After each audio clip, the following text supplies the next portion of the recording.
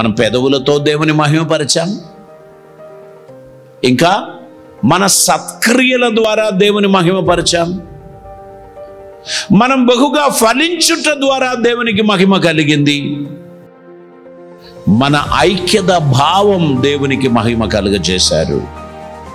మరియు నీ దేహముతో దేవుని మహిమపరచండి. కాన్సిక్రేషన్, సమర్పణ, డెడికేషన్ దేవునికి మహిమ కలుగజేస్తుంది. అదిగో ఏర్పరచబడిన ఒక గుంపు, వ్యత్యస్తమైన ఒక గుంపు, అదిగో ఐక్యతగా నడుస్తున్న ఒక గుంపు, పట్టుదల కలిగిన ఒక గుంపు. వారు ఏది చేసినా అది ప్రత్యేకంగా గుర్తింపు పొందుతుంది. That is our dedication. ఆ డెడికేషన్ ప్రభువుకు మహిమ తీసుకొస్తుంది. దేవుడు మహిమపరచబడతాడు. పెద్ద గుంపు ఉన్నదని మురిసిపడకపోయినా ఈ చిన్ని గుంపును చక్కగా క్రమంగా దేవునికి ప్రియమైనదిగా నడిపించగలిగితే పరలోకములో ఆనందం. దేవునికి స్తోత్రం. హల్లెలూయా.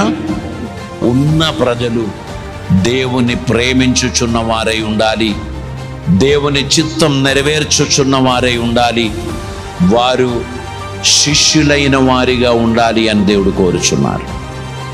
శిష్యులను కలుగజేయండి అని ప్రభు చెప్పాడు, గుంపులను కలుగజేయండి అని చెప్పలేదు. అక్కడో గుంపు, ఇంకోడో గుంపు, పెద్ద గుంపు కొరకు మురిసిపడేవారు చాలామంది ఉన్నారు. కానీ శిష్యులను తయారు చేయటానికి ఓ గురువు తన ప్రాణాన్ని, తన శరీరాన్ని ఆ శిష్యుల కొరకు పెట్టుబడి పెడతారు.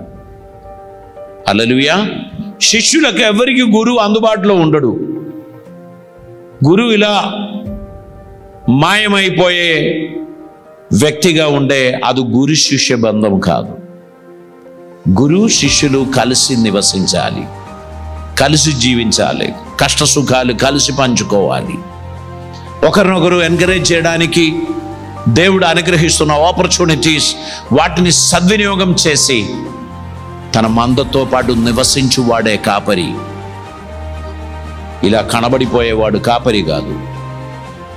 మందలో నివసించువాడు, మందను ప్రోత్సహించువాడు, మందను బలపరచువారు, మందకు అవసరమైనది అందించువారు.